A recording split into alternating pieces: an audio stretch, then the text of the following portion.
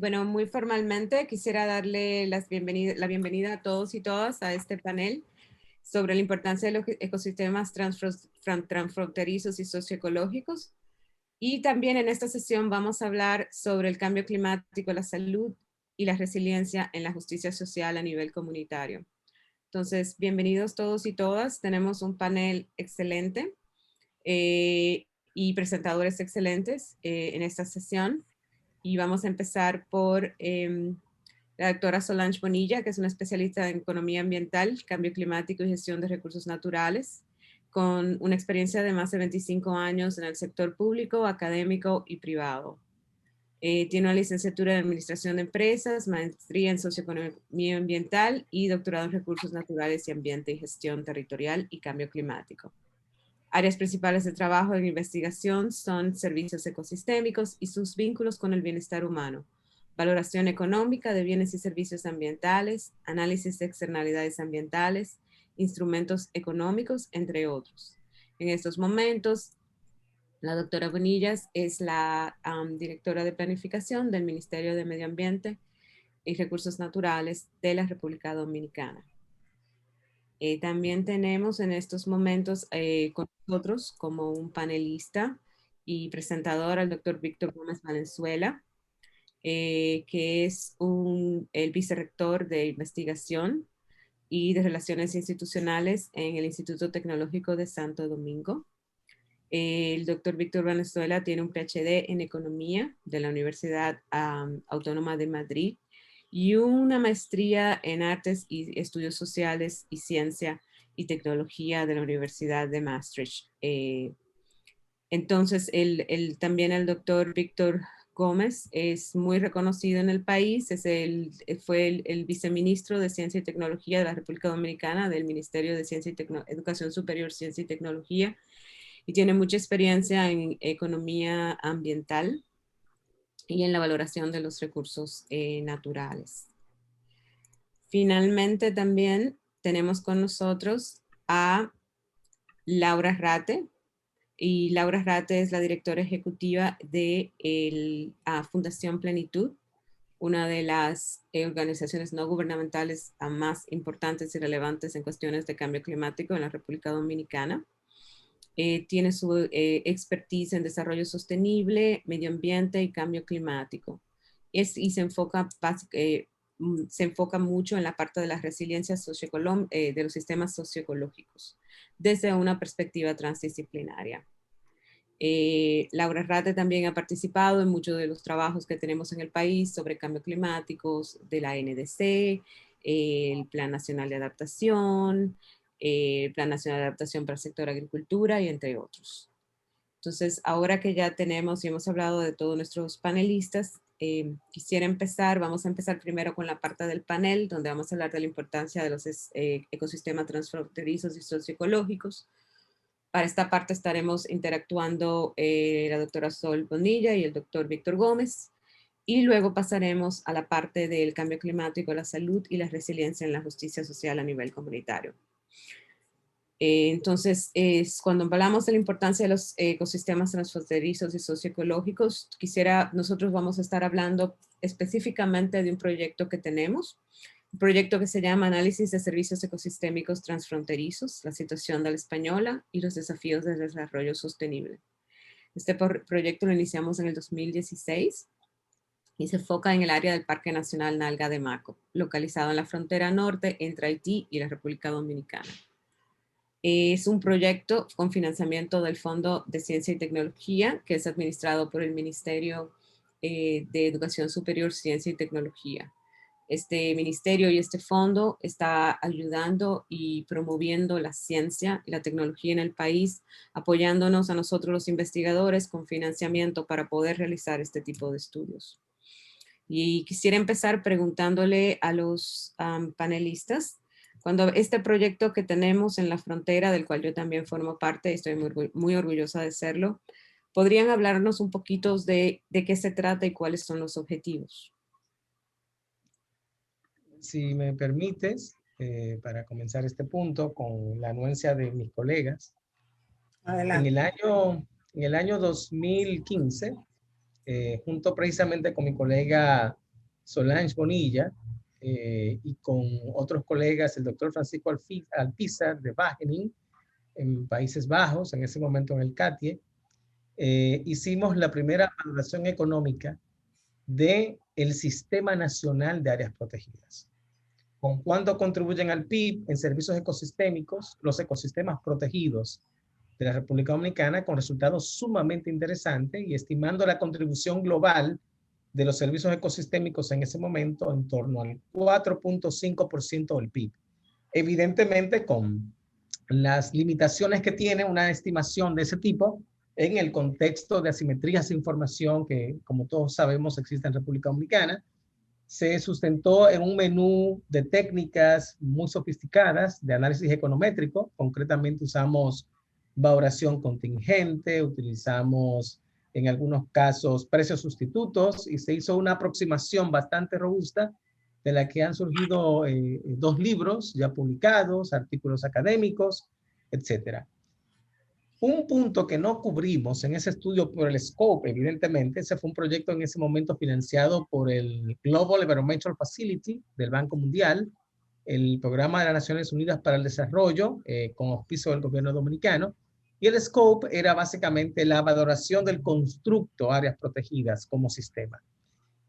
Fruto de ese análisis, querida Carol, surgió la necesidad de entender una cuestión que ya en ese estudio quedó puesta en evidencia. Cómo manejar servicios, cómo entender y valorar servicios ecosistémicos transfronterizos en español, dada la complejidad y el hecho de que algunas de las áreas protegidas más importantes del país están precisamente localizadas a lo largo del eje fronterizo norte-sur. Y de ahí surge la necesidad de entender y de abordar la cuestión de los servicios ecosistémicos, porque se da un hecho muy natural en la geomorfología de la isla.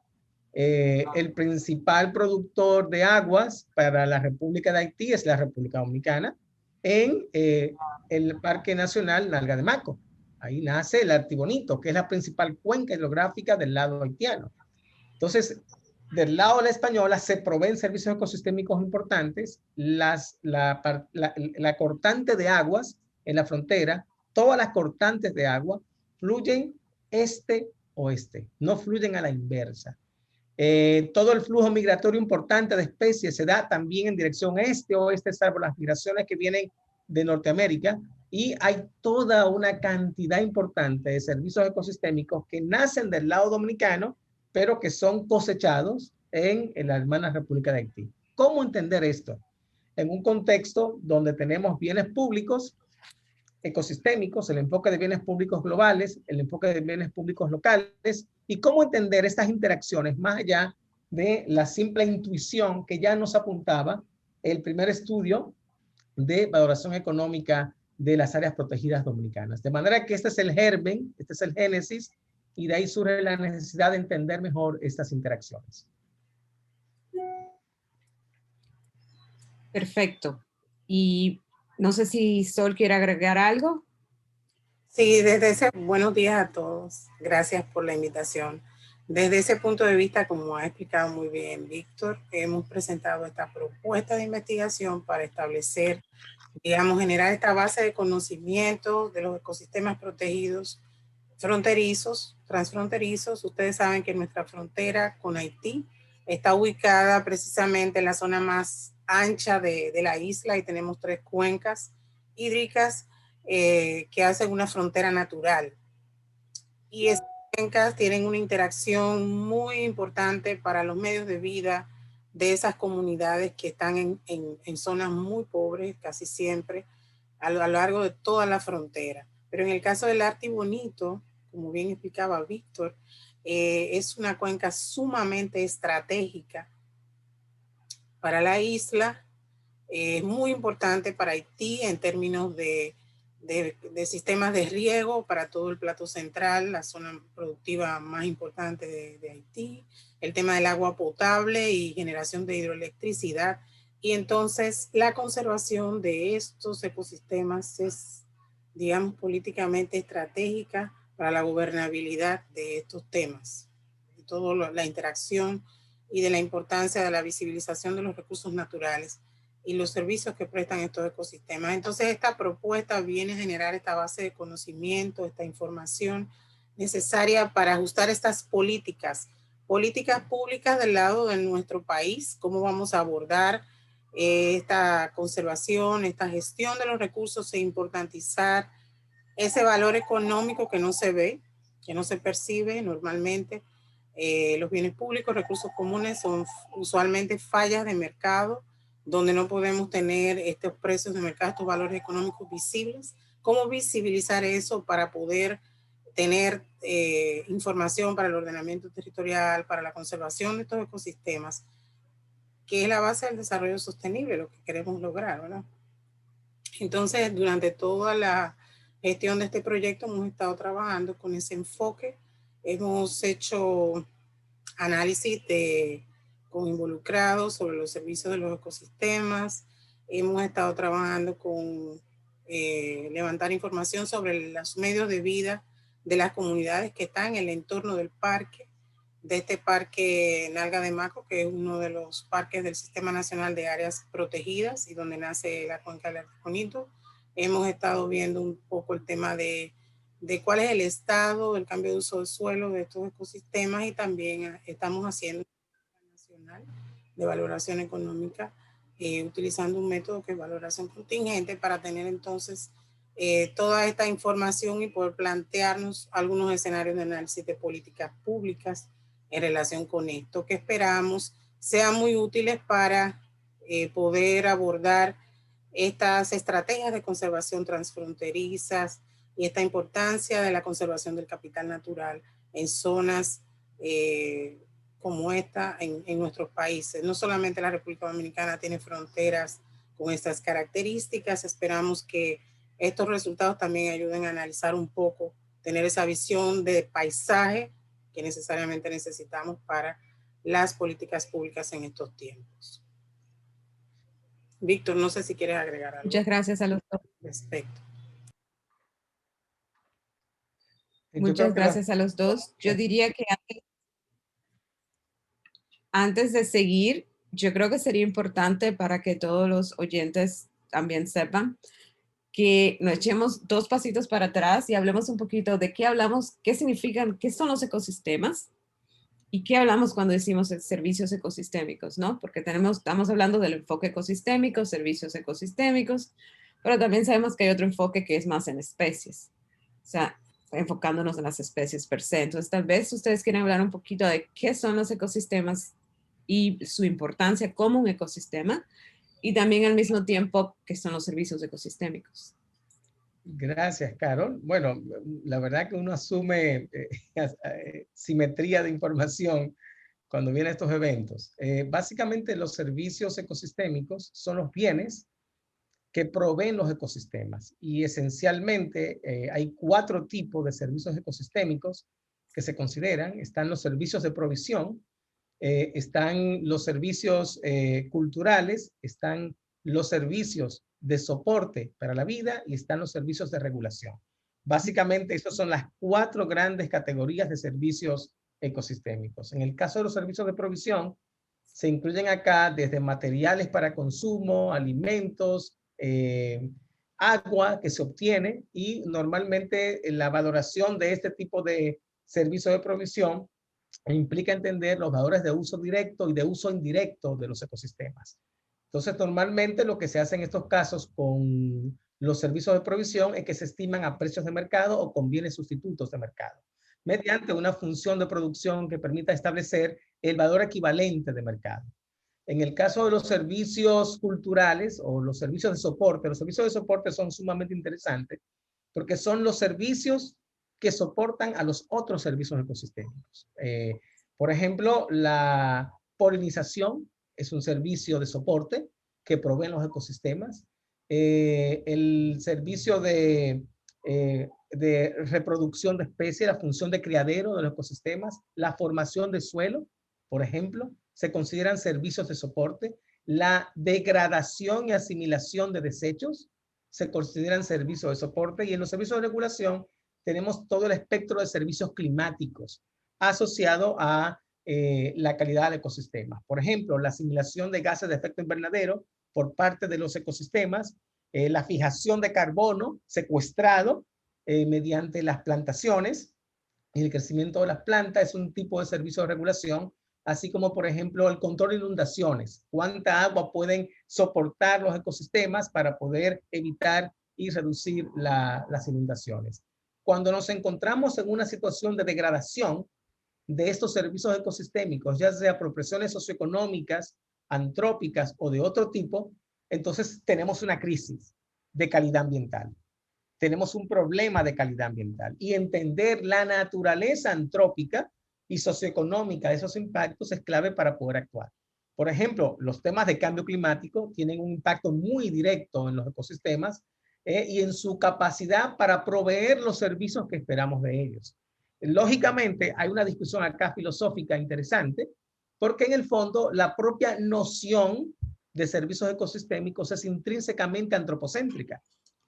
Y eso es un tema realmente muy interesante desde el punto de vista ya filosófico, porque bueno, cuando uno mira valores de conservación in situ, por ejemplo, una especie, el valor de la iguana ricordi en el lago Enriquillo, ¿qué valor tiene eso? ¿Qué valor tiene como tal?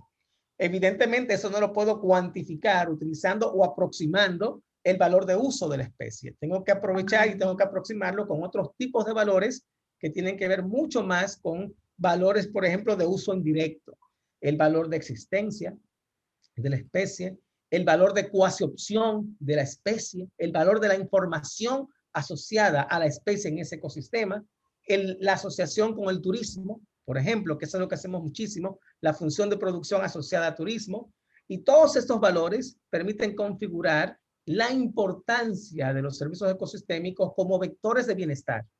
Y esa es una asociación fundamental para entender la importancia de los servicios ecosistémicos. Hay una asociación directa entre servicios y vectores de bienestar.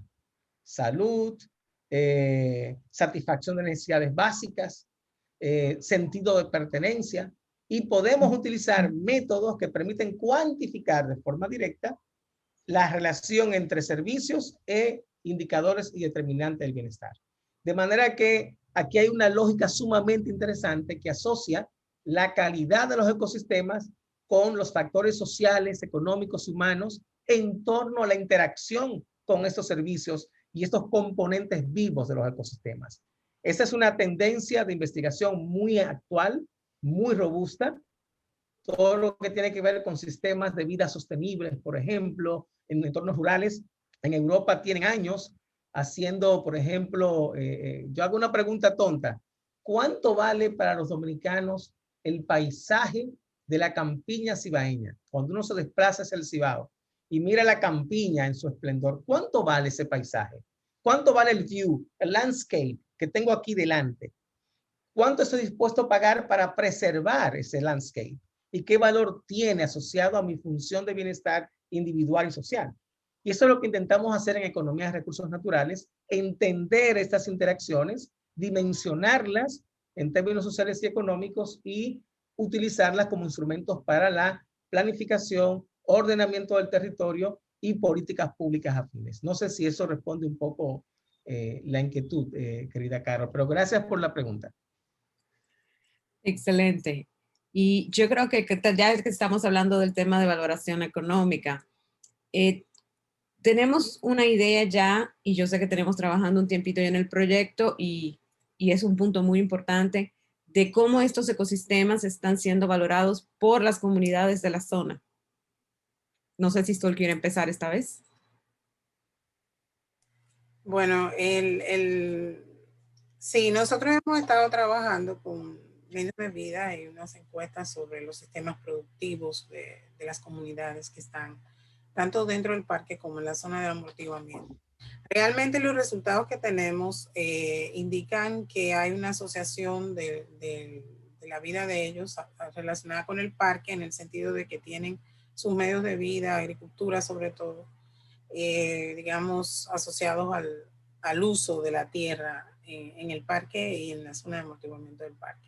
Pero es una agricultura más bien de subsistencia que no ha sido bien enfocada y que tiene en que el parque fue declarado con las familias y con las tierras de estas familias, que esta situación no ha sido saneada. Entonces, ahí hay un problema de gestión de las áreas protegidas que salió a relucir muy bien en el estudio que hicimos de valoración económica, donde hemos encontrado que un 42% de todo el CINAP está ocupado por actividades no relacionadas con la conservación, es decir, familias, conucos, agricultura de subsistencia, agricultura intensiva, que parece lo mismo, pero no necesariamente, y también el tema de la ganadería, que es extensiva.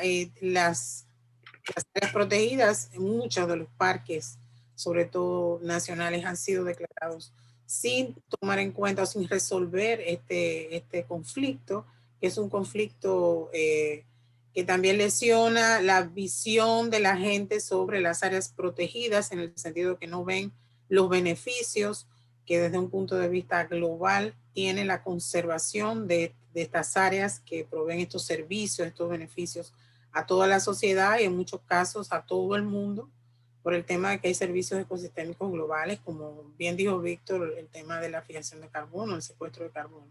Entonces, hay una agricultura de subsistencia, son familias con niveles de pobreza importantes, son comunidades donde no existen servicios básicos en la mayoría de los temas. Entonces, a pesar de que están viviendo, digamos, dentro y al lado de un territorio con una gran riqueza económica en términos de el valor que tienen estos servicios y lo estratégicos que son, esto no hemos tenido una distribución de esta riqueza o unos modelos de inversión pública suficientes como para mejorar las condiciones de vida y asociar labores adecuadas a la riqueza natural que hay en este caso. Y eso es uno de los puntos quizás de incidencia de decisión política que tenemos que ver a partir de los resultados, o que deberían analizarse a partir de los resultados de este tipo de investigación. Hay algunos resultados sobre la percepción de la gente sobre las áreas y los usos del área y todo esto, que creo que es muy extenso detallar aquí, pero que sí deben tomarse en cuenta y que entiendo que en muchas de nuestras áreas protegidas. No sé si Víctor quiere agregar algo. En ese mismo orden, y es algo que estamos haciendo ahora con la valoración contingente, imaginemos los aquí presentes que de repente el gobierno dominicano decide represar el artibonito del lado dominicano. Imaginemos ese escenario, ¿no? A un funcionario público se le ocurre construir una represa en el lado dominicano del artibonito para poder aprovechar agua para generación de electricidad, para reguío, para acueductos, en todo el derecho legítimo que tiene el Estado dominicano de construir una represa en el lado dominicano del artibonito. ¿Qué va a pasar con el plató central en Haití? ¿Cuál sería el impacto en migración, pobreza rural? ¿Cuáles serían las consecuencias en inmigración ilegal en el Caribe? Un poco el enfoque que estamos desarrollando en este proyecto es el valor estratégico de los servicios ecosistémicos transfronterizos de las áreas protegidas dominicanas. Cumplen no solo una función de conservación, sino también de seguridad regional. Y eso es lo que queremos hacer ver. No sé si alguno de los presentes tiene familiaridad con un entorno que se encuentra en la frontera entre México y Estados Unidos, hay Tijuana.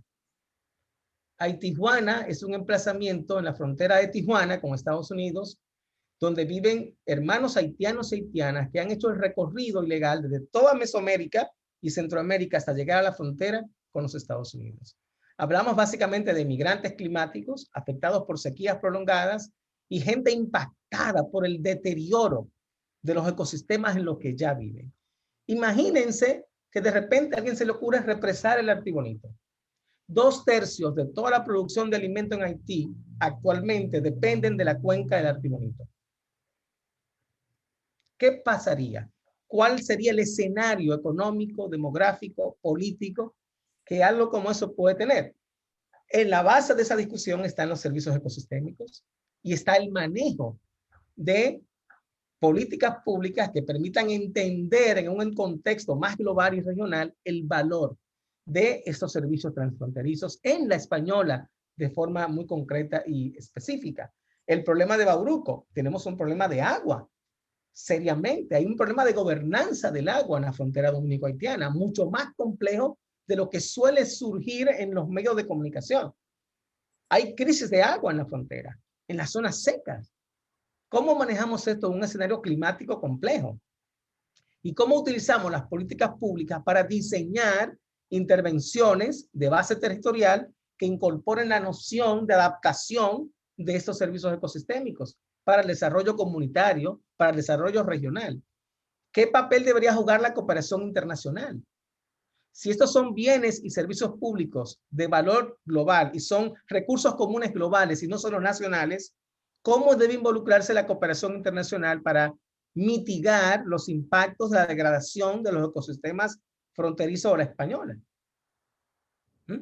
De manera que lo que estamos intentando relevar en proyectos de este tipo es precisamente una comprensión de alto sentido estratégico de la importancia que poseen estos ecosistemas y estos servicios ecosistémicos transfronterizos, que definitivamente tienen que ser abordados con una perspectiva de conocimiento, de información y de diseño de políticas públicas. Si de algo sirve este tipo de resultados, debe ser para apuntalar políticas públicas que permitan entender la complejidad, porque aquí hay un tema de complejidad. Todo lo asociado a servicios ecosistémicos, clima, adaptación y mitigación, entran en el entorno de los escenarios de complejidad.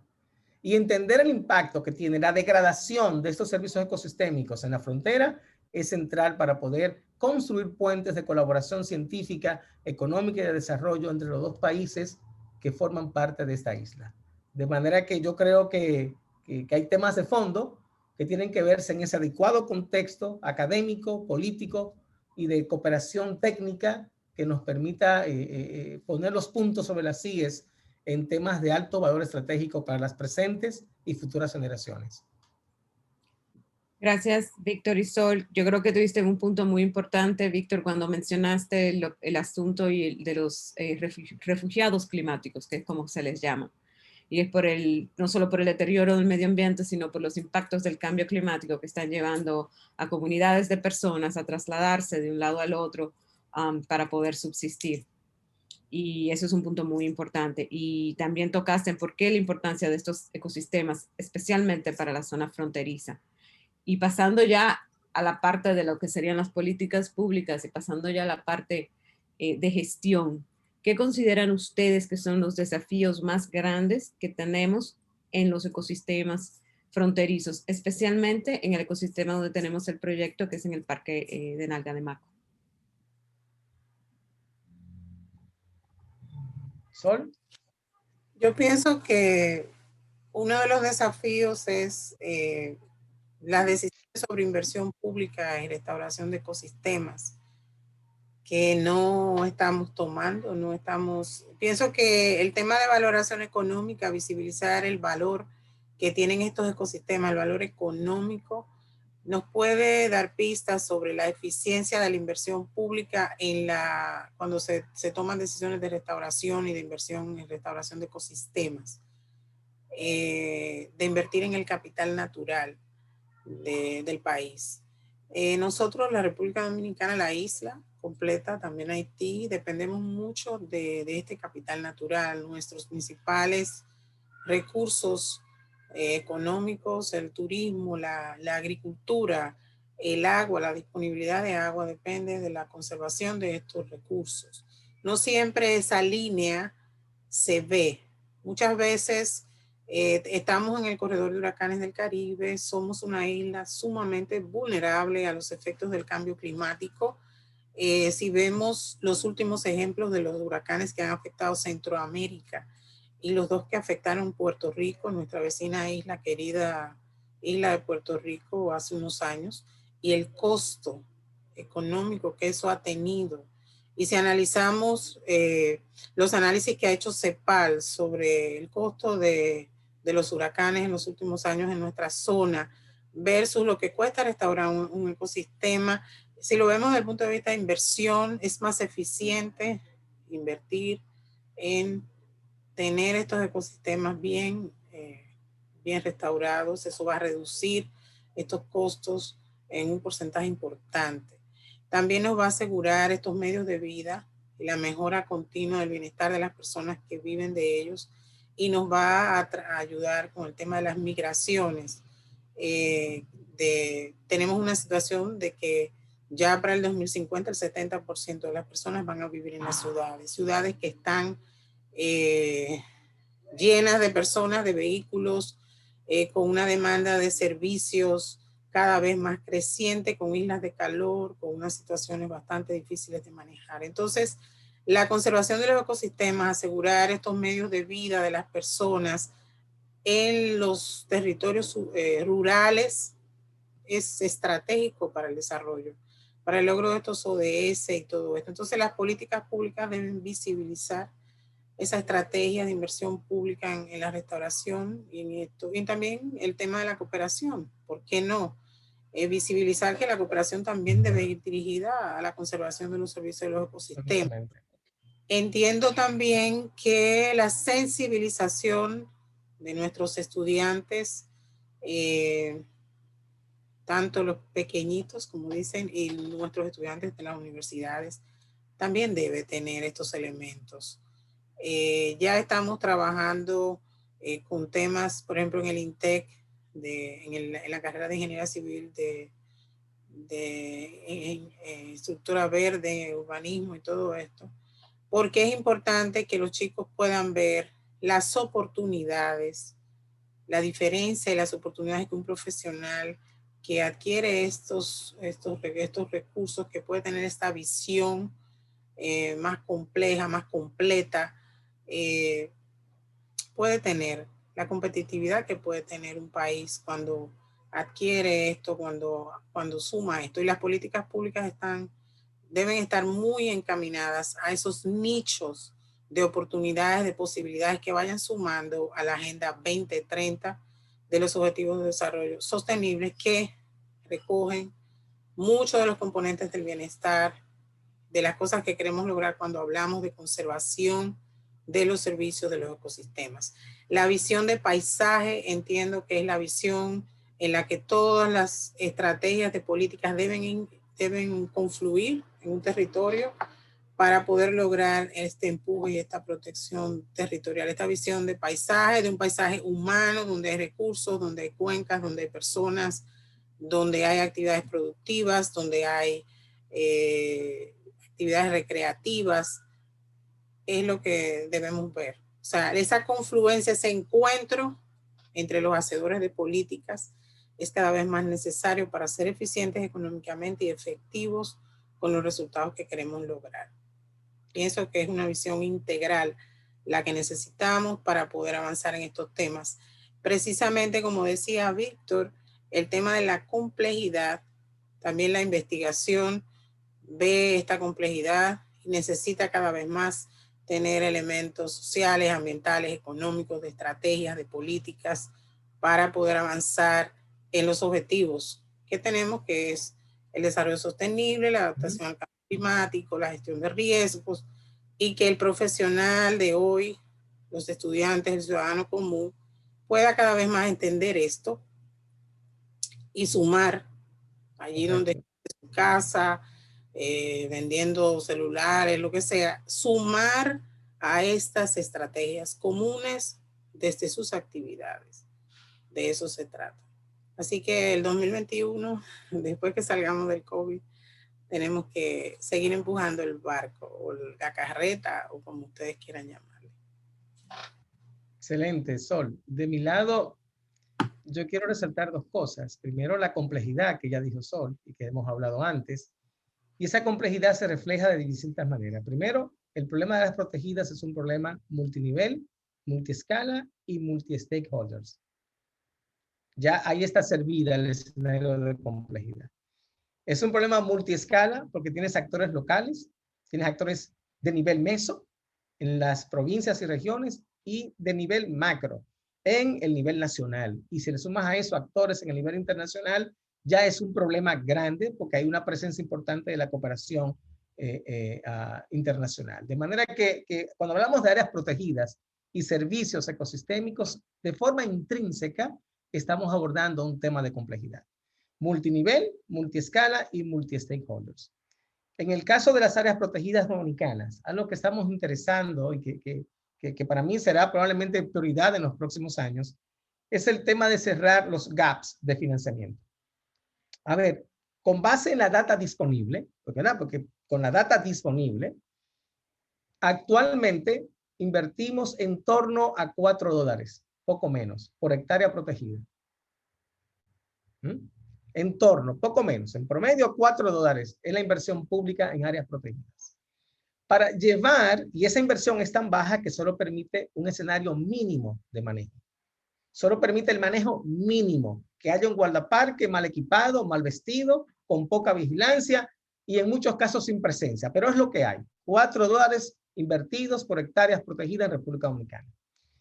Para alcanzar un escenario óptimo de manejo, con infraestructura, servicios y vigilancia, la inversión debería ser entre 9 y 11 dólares, entre 9 y 15 dólares, perdón, por área protegida.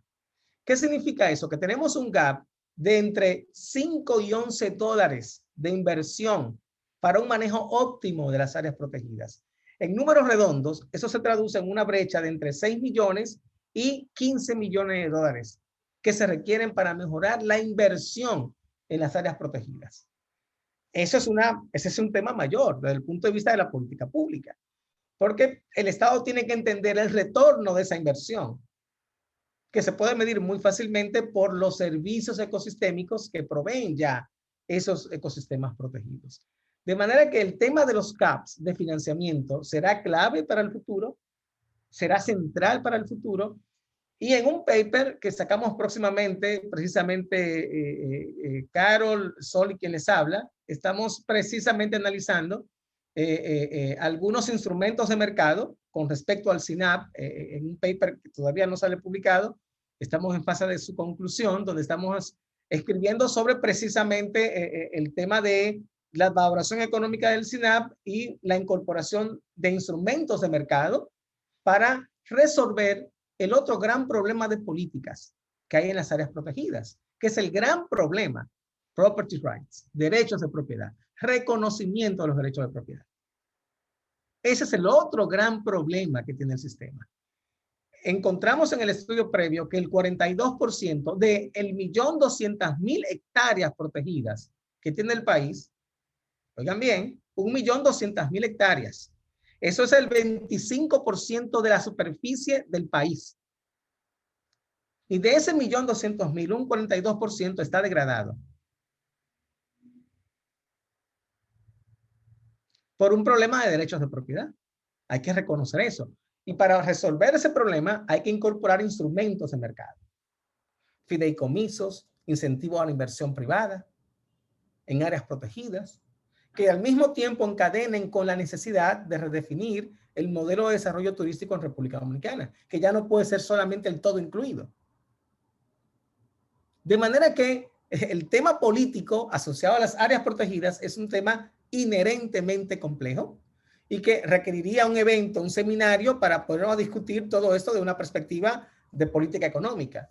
De manera que yo el llamado que hago es que entendamos que las áreas protegidas no son marginales, no son players marginales en el policy making, en el policy design, sino que tienen que estar realmente articulados a una visión de Estado de desarrollo sostenible de Agenda 2030 para poder promover los cambios de bienestar que necesitamos en el nivel local, regional y nacional. Y evidentemente estos son retos complejos que requieren una visión de planificación, que requieren una visión de Estado y sobre todo una visión sistémica sobre el papel que desarrollan y juegan los servicios ecosistémicos en el desarrollo y en las funciones de bienestar de las sociedades. De manera que de mi parte, gracias por la pregunta, Carol, porque es un tema fascinante en donde podemos seguir hablando muchísimo por mucho más tiempo. Muchas gracias a los dos y quiero enfatizar algo que los dos mencionaron en este sentido y es el costo de la inacción. tenemos que actuar ahora, porque va a salir mucho más caro en muchos sentidos diferentes, no solo monetariamente, el dejarlo para después. Y eso es algo que estamos tratando de verdad de empujar de muchos lados y en muchos sentidos y perspectivas. Costo de la inacción va a costar mucho más caro que si actuamos ahora en estos momentos, tanto en materia monetaria, pero también para el bienestar de las personas y la supervivencia de las personas.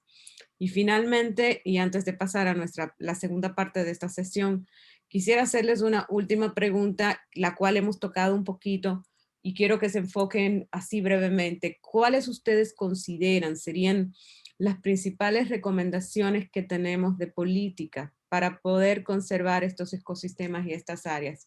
¿Qué hemos aprendido con este proyecto que estamos realizando? Sabemos que en República Dominicana tenemos políticas, tenemos leyes, tenemos decretos, pero también sabemos que hay muchas de estas que no son implementadas o no se cumplen en su totalidad. Y eso es un punto muy importante. Entonces, ¿cuáles serían de este proyecto? ¿Qué tenemos como recomendaciones que podríamos dar, aportar, para tratar de que esa implementación se haga efectivamente? Yo le cedo la palabra a Sol, porque además es la directora de planificación del Ministerio de Medio Ambiente. Así que no quiero. Podemos Sol, empezar con Sol te y luego metimos vamos al medio, Sol. Metimos al medio ahí. Víctor, por favor, pero Dios mío, ¿qué es esto? Bueno, gracias, Víctor. Muchas gracias.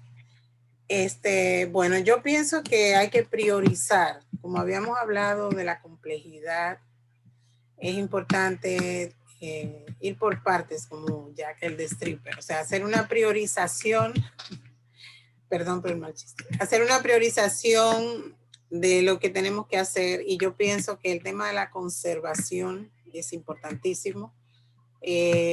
Importantizar eso, valga la redundancia, y priorizar la necesidad de establecer la conservación, estrategias de conservación a nivel de paisaje, ya que Víctor me tiró al ruedo y dijo que yo soy la directora de planificación del ministerio. Precisamente tenemos unas estrategias para el tema de la Estrategia Nacional de Bosques que se va a implementar, la estrategia de biodiversidad, de cuencas, y todo el tema donde se va a transversalizar todo el tema de conservación y de gestión de riesgos, cambio climático, y tener claro cómo vamos a tener indicadores de medición de avance, que es una de las principales fallas que tiene el sistema de gestión de los recursos naturales en este momento en nuestro país. Yo entiendo que el reto es ese, hacer una priorización y trabajar con planificación y tomando en cuenta la complejidad y la multiplicidad de actores que tienen que participar en un territorio y que tienen que tener su impronta y lograr sus objetivos. Y ese es el camino que entiendo personalmente que se debe seguir, y que este proyecto también nos ha mostrado ese aprendizaje. Como decía Víctor, el tema del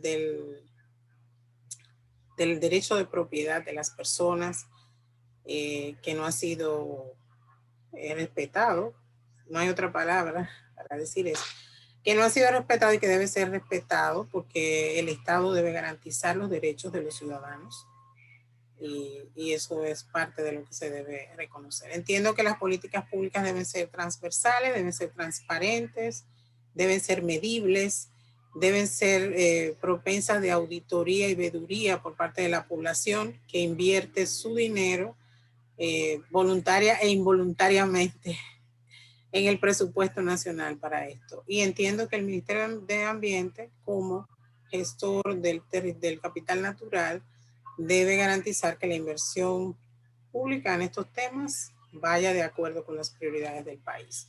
Eso también tiene que ver con la inversión en investigación y con los recursos que se dan a las organizaciones de la sociedad civil que se dedican a actividades relacionadas con la gestión de recursos naturales y el ambiente. Entiendo también que tenemos una Agenda 2030 con objetivos. Muchos de ellos, como yo les decía anteriormente, tienen que ver con el bienestar humano, que es la otra cara de la conservación del capital natural y los servicios que provee. Entonces entiendo que tenemos que ponernos de acuerdo todos para empujar el barco de nuevo hacia el mismo destino. Y un destino viable y un destino que sea, que tenga metas en el corto, mediano y largo plazo, pero que sean metas coherentes con cada una de esas fases. Y entiendo que esto debe estar acompañado, como yo les decía, de una sensibilización a la población, todos los sectores, para que se pueda llevar a cabo. Sin la participación de las personas es difícil. Como decíamos al principio, nosotros tenemos que ver cuáles son las motivaciones que las personas tienen para el uso de los recursos naturales, para los impactos a los recursos naturales, y las políticas también deben atender estas motivaciones. En el caso de nuestro país vecino, el tema de los niveles de pobreza, la falta de oportunidades, de vías para los medios de vida, es una de las principales razones de la degradación de los recursos naturales. Así que dejo a Víctor para que él haga un zoom de todo lo que hemos dicho y haga un resumen breve de este tema. Muchas gracias, Sol. Tenemos, Víctor, 2 minutos. Para mí, miren, no hay mucho que decir. Ya hemos dicho lo más importante. Lo único que yo resaltaría aquí es la necesidad de la cooperación y la interacción. Yo soy un scholar, soy un académico, no hago políticas públicas, o las hacía en el pasado, ya no estoy en las políticas públicas. Pero entiendo que precisamente la generación de conocimiento, la participación de la academia, aquí es fundamental. Hay que generar conocimiento útil para la toma de decisiones. Hay que promover alianzas público-privadas para el tema de las áreas protegidas en República Dominicana. Hay que aproximar al sector privado con los debidos incentivos económicos, con los debidos instrumentos de mercado, para que el problema, la distribución de cargas y beneficios sea lo más balanceada posible. Y yo entiendo que ese es un reto y una oportunidad al mismo tiempo para la conservación. Y en el marco de esas alianzas público-privadas, la interacción academia, y aquí hablo en este caso por INTEC, donde tenemos una agenda de investigación súper activa en estos temas, con un doctorado en ciencias ambientales, el único del país en estos temas, con programas de grado enfocado y de maestría también enfocados en estos asuntos, y esa interacción de la academia con el sector público, con el sector privado, genera un ciclo virtuoso de políticas y de implementación de políticas. De manera que yo entiendo que es hacia eso que tenemos que movernos, y en eso se resume un poco los retos que tenemos. El tema de la frontera es complejo. Me encantaría tener colegas de la Dominican Study Association trabajando con nosotros estos temas, porque aquí hay muchísimo que ver. Hay que ampliar los horizontes, los abordajes transdisciplinarios, interdisciplinarios, para poder entender y poder generar conocimiento que favorezca la toma de decisiones, no solo de este lado, sino también del lado de la hermana República de Haití y del lado también de la cooperación al desarrollo. Creo que la frontera dominicana, dominico-haitiana, tiene que ser atendida como corresponde, porque esto de verdad es un tema de alta complejidad y de alto valor estratégico para la seguridad del hemisferio occidental. De manera que me queda clarísimo eso, y ese es el tipo de exhortación final que yo haría en esta parte. Gracias, de verdad. Muchísimas gracias, Víctor. Muchísimas gracias, Sol. Quisiera dar la palabra a Laura para que hable un poco y nos dé una presentación sobre el cambio climático, la salud y la resiliencia en la justicia social a nivel comunitario. Y Laura, puedes compartir tu pantalla con nosotros para ver la presentación. Gracias, Carol. Voy a compartir la pantalla. Un momentito, por favor.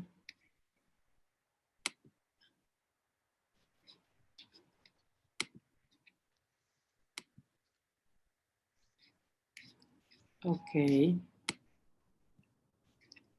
Bueno, les voy a compartir esta experiencia que hemos tenido acerca de un proyecto que justamente involucra, tanto como dijo Sol hace un ratito, el bienestar humano y el bienestar de los ecosistemas, desde el punto de vista complejo, ver cómo hay esas interacciones complejas, de lo cual se reforzan con círculos ya sea viciosos o virtuosos.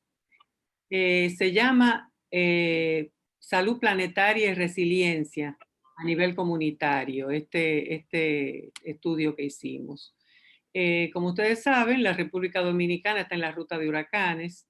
Esa vulnerabilidad y riesgo que tiene el país, la isla, el sistema isla, no solamente está por la exposición a estos eventos hidrometeorológicos, sino también por los grados de vulnerabilidad socioeconómica que tiene.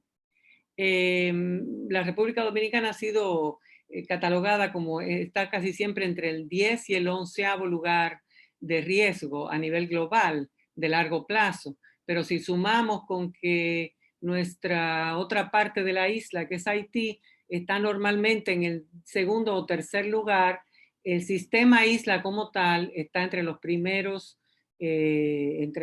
lugares de rango de vulnerabilidad de largo plazo.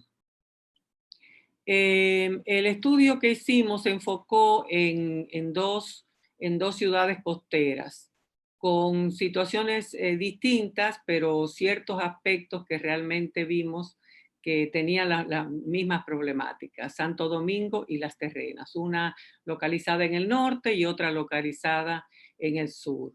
Los impactos de cambio climático relacionadas con la salud están siempre, generalmente los más agudos que vemos son leptospirosis, enfermedades agudas, enfermedades respiratorias agudas, dengue, zika, chikungunya, etc. Y pasamos no solamente de los eventos extremos relacionados con los huracanes, sino también con las sequías. Tuvimos en el 2015, por ejemplo, unas sequías sumamente fuertes. Lo que utilizamos para este estudio data socioeconómica, biofísica y de salud, asimismo como de infraestructura y recursos a nivel de las comunidades. Utilizamos algunas herramientas de los sistemas complejos como diagramas de vulnerabilidad y también análisis de redes complejas. Como ya dije, se enfocó en Santo Domingo y en Las Terrenas, que sí ambos experimentan problemas territoriales en cuanto a la mala planificación y también problemas socioambientales similares. Algunos indicadores que utilizamos para construir el índice fueron socioeconómicos, demográficos y de salud y epidemiológicos, como algunos, por ejemplo, número de personas con enfermedades relacionadas con el agua, enfermedades zoonóticas, enfermedades de vectores, entre los biofísicos y climáticos, precipitaciones y también sequías, olas de calor, porcentaje de áreas inundadas, porcentaje de áreas bajo protección ambiental, porcentaje de áreas urbanizadas, entre otras. Con esto construimos un índice de salud planetaria y resiliencia. Los resultados, estos son los dos lugares, Las Terrenas y Santo Domingo, donde realizamos el trabajo. Bueno, Santo Domingo tiene realidades muy contrastantes porque por un lado es la parte urbana, industrial y comercial más importante del país, con niveles, vamos a decir, muy buenos en una de sus zonas. Está dividida en 3 distritos, en 3 zonas grandes. Una de ellas tiene mucho mejor nivel, a pesar de que tiene mayor densidad urbana, sin embargo, tiene mejores servicios. La zona está dividida en la zona 3, por ejemplo, tenemos más problemática con relación a los aspectos socioeconómicos, al índice de calidad de vida, y también los patrones de sensitividad, exposición y capacidad adaptativa por esas mismas condiciones socioeconómicas es diferente.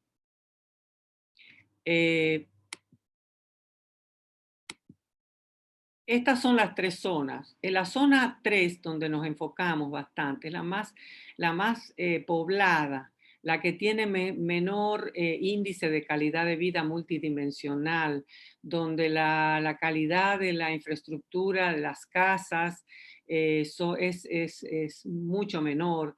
Además, está a la orilla del río, en una zona degradada y en proximidad a zonas de peligro. En el caso de las terrenas que está localizada al norte, noreste de la República Dominicana, el 60% de los habitantes de las terrenas está concentrado en una área urbana, en la misma ciudad, a la que le atraviesan varios ríos, sobre todo el río Las Terrenas, atraviesa todo lo largo de la ciudad, y también otros pequeños riachuelos. Las Terrenas tiene problemáticas con relación a la concentración de áreas urbanas en sitios de peligro, a la orilla de un río que normalmente está seco, pero cuando llueve se inunda todas las ciudades, toda la ciudad. Otro problema que tiene también es que el basurero se encuentra en la zona más alta de la ciudad, justamente donde nacen muchos de esos pequeños riachuelos, y cuando viene la época de lluvias arrastra a través de toda la ciudad, todos esos residuos sólidos que terminan en la costa. Tiene una erosión costera fuerte, considerable. Se manifiesta ya la elevación del nivel del mar, y mucha de la protección de la zona costera, de los servicios ecosistémicos que proveen, por ejemplo, los manglares, está siendo degradado. Entonces tiene, por un lado, fuertes impactos desde el punto de vista climático, pero otros que se refieren más bien a la falta de planificación del territorio y a la degradación de los ecosistemas por causas antrópicas.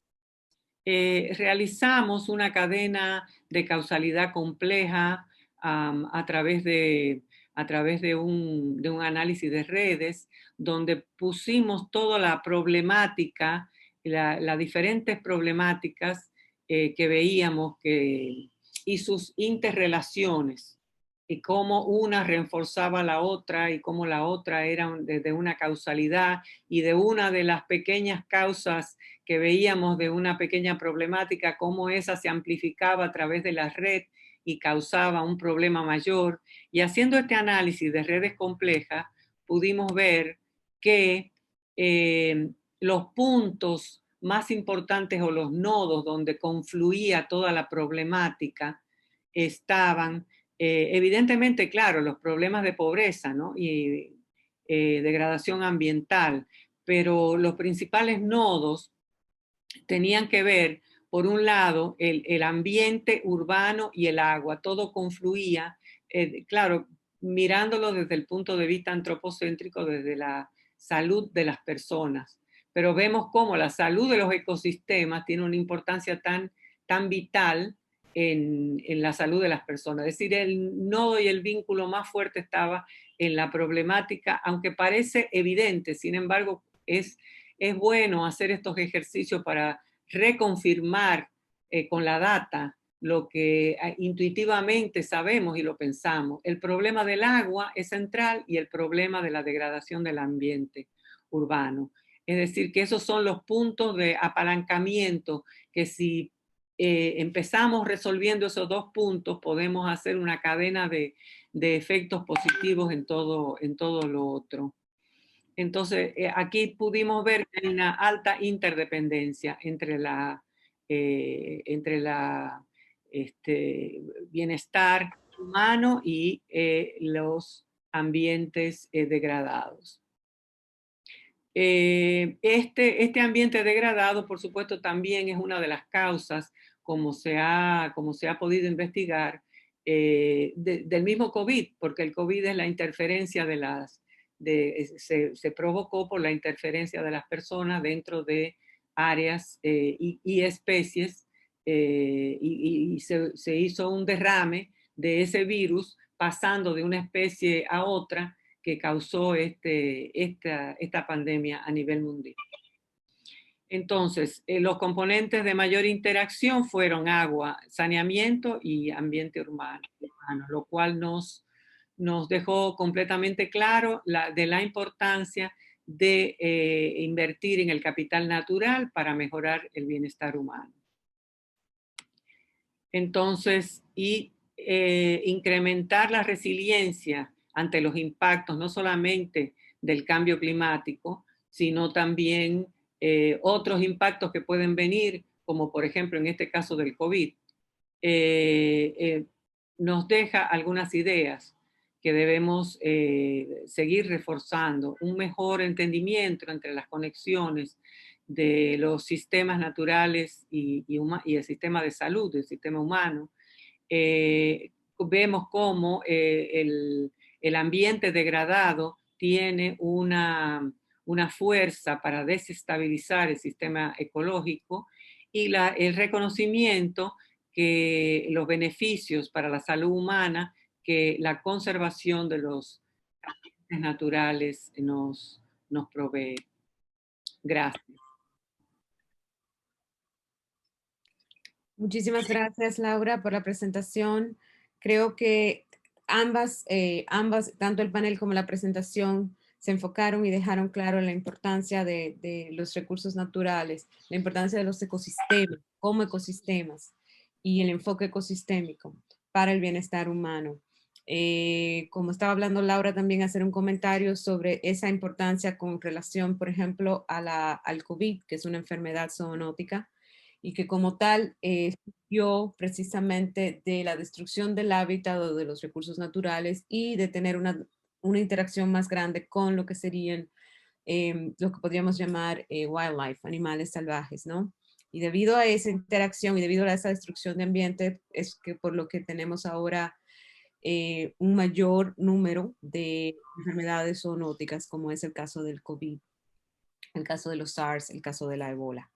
Entonces, tanto el panel como la presentación se enfocaron en hablar y en explicar la importancia de estos ecosistemas, la importancia de tener ecosistemas saludables para el bienestar humano y para el bienestar de la Tierra en general.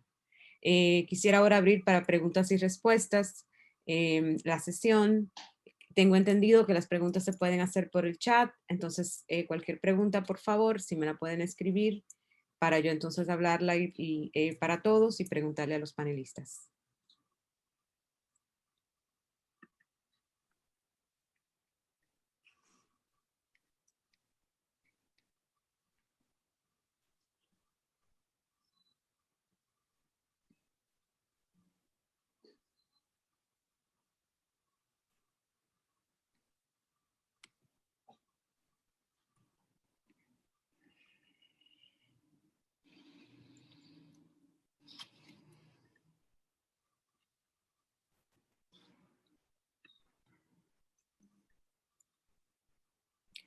Me acaban de hacer una pregunta por WhatsApp, donde preguntan a todos, a los panelistas, Laura, Sol, Víctor, si creen posible que esto se pueda hacer, o sea, es lo que tenemos que hacer, tanto como valoración, tanto como reconocimiento, resiliencia, imagino que eso es lo que quieren decir, si creen posible que lo vamos a poder hacer en el tiempo que tenemos, antes de que sea demasiado tarde.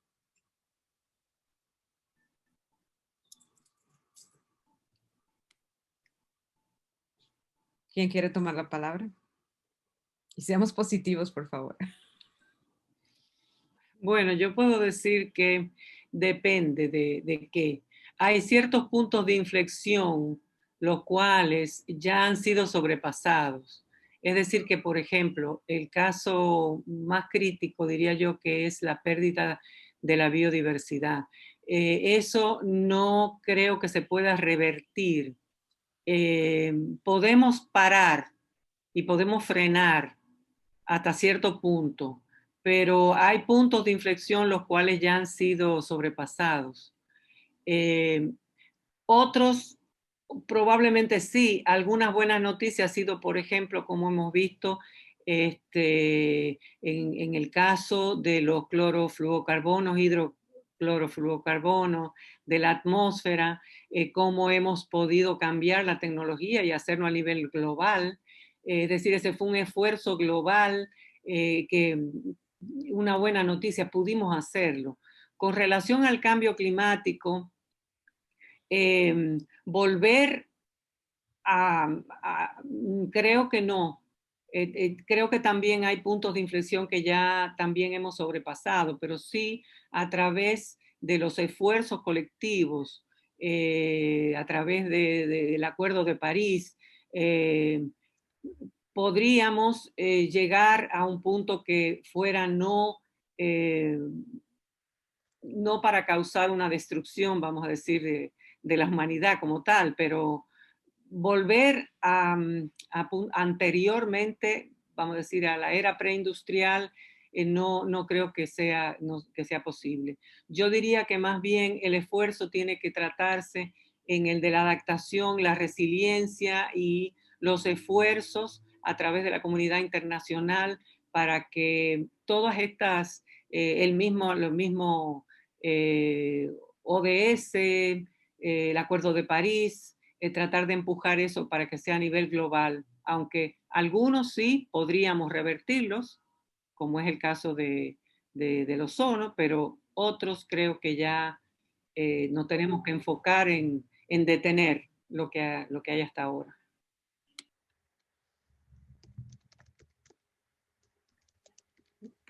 No sé si Víctor y Sol quieren añadir algo. No sé, Sol, por favor.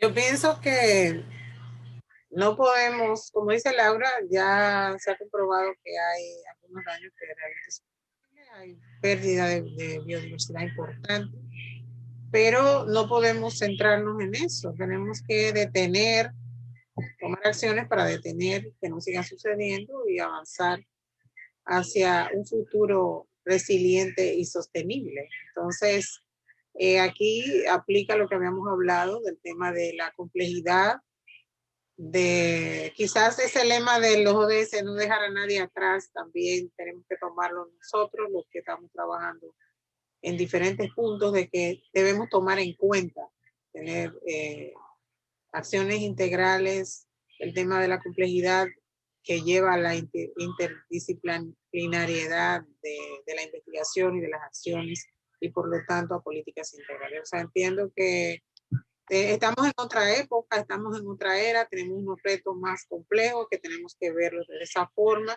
y dejar de actuar como si todos estuviéramos trabajando aisladamente. O sea, otra vez empujar la carreta hacia la misma dirección, pero desde diferentes puntos. Víctor. Bueno, yo soy un optimista natural, en el sentido de que, a ver, vivimos en el antropoceno. Y hay que entender que ya ese hecho de vivir en el antropoceno como era geológica como tal, ya admitida por la comunidad internacional, ya supone que lo que nos toca es adaptarnos, como bien explicaba Laura y ha dicho Solange. Creo que los esfuerzos de conservación hay que asociarlos fundamentalmente a una lógica de bienestar y de desarrollo del mercado, en el sentido de que hay un valor de información. Cada ecosistema que se pierde, cada especie que desaparece es información que se pierde, de altísimo valor potencial. Y por tanto tenemos el deber de preservar todo ese conocimiento implícito y explícito que nos rodea, que puede ser la respuesta para retos globales en salud, en lucha contra las enfermedades, etc. Particularmente tengo una visión un tanto cornucopiana del futuro. Creo que al final del día, la humanidad va a encontrar el camino como especie y que sabremos adaptarnos y utilizar la ciencia y el conocimiento para mejorar. Y creo que esa visión optimista lo demuestran los resultados que tenemos en la lucha contra el ozono, cuando la comunidad internacional se pone de acuerdo y avanza de forma unida, se logra todo. eliminamos la polio, eliminamos una cantidad de enfermedades que antes eran impensables, pero teníamos un entorno internacional cohesionado. Hemos tenido 4 años pésimos de un liderazgo internacional pobre, limitadísimo intelectualmente, limitadísimo políticamente, mirándose al ombligo y evidentemente con una pobre perspectiva de lo global, porque definitivamente retos que son globales no se pueden resolver con una retórica nacionalista y una retórica profundamente desfasada. Y entiendo que eso le ha hecho un gran daño a los esfuerzos internacionales por avanzar unidos. Confío que veremos un cambio en los próximos años y que la comunidad internacional retomará finalmente la sensatez y el sentido común y que avanzaremos juntos en retos que son globales, no nacionales. Y esa perspectiva tiene que mantenerse y tiene que sustentarse sobre la base de la evidencia de la ciencia. 4 años en los que la ciencia ha retrocedido en su rol y en su papel. Entonces entiendo que tenemos la oportunidad de reconectar con esos retos globales y de avanzar en un liderazgo global más responsable que ponga por delante los retos y desafíos que compartimos como especie y como colectividad. Muchísimas gracias a los 3 panelistas, Sol, Víctor y Laura, por estar presentes con nosotros y a todos los participantes que nos han acompañado. Gracias por todo y prontamente, desde que esté disponible la grabación, la vamos a poder compartir con todos. Muy buenos días y que tengan muy buen fin de semana.